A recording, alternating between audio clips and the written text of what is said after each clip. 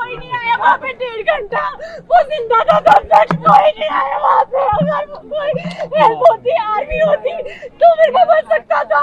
कोई नहीं आया वहाँ पे, कोई नहीं आया।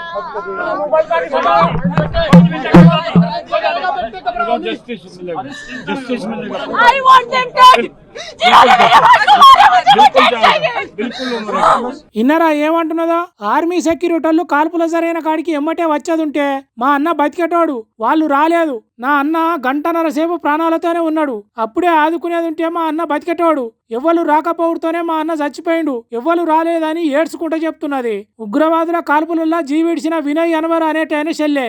నువ్వు ఏం న్యాయం కోరుకుంటున్నావు ఇప్పుడు అనే విలేకరులు అడిగితే వాళ్ళని చంపుర్రి, నా అన్న ప్రాణాలు తీసిన తలలు తెచ్చి నాకు న్యాయం చేయండి అని అంటున్నది. మరి అంతే కదా, పోయిన ప్రాణాన్ని ఎట్లాగూ తీసుకురాలేము. కాబట్టి అట్లా చేసిన వాళ్ళను మాత్రం వదిలిపెట్టద్దు. ఏ ఎలకపోకల దాచుకొని ఉన్నా బయటికి తీసి మరీ చంపాలి. ఇంకోసారి ఇండియా దిక్కు ఉగ్రవాదులు చూడాలంటేనే ఎన్ను పూసల వణుకు పుట్టాలి, లేకుంటే భయం లేకుండా పోతుంది బడివేగాళ్లకు.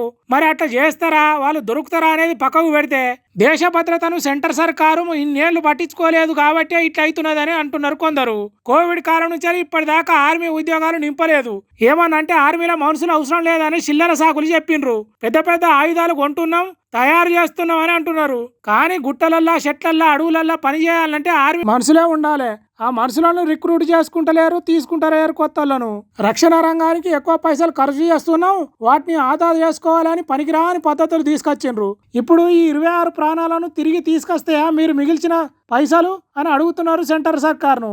ఆర్మీ ఆఫీసర్లు అయితే గొంతు బొంగ మొత్తుకుంటున్నారు. మరి ఇప్పటికైనా ఆర్మీని గట్టిగా తయారు చేస్తారో, లేకుంటే ఇట్లనే ఉగ్రవాదులు దేశంలోకి వచ్చే ఛాన్స్ ఇచ్చి జనాల ప్రాణాలు పోయేటట్టు చేస్తారో చూడాలి.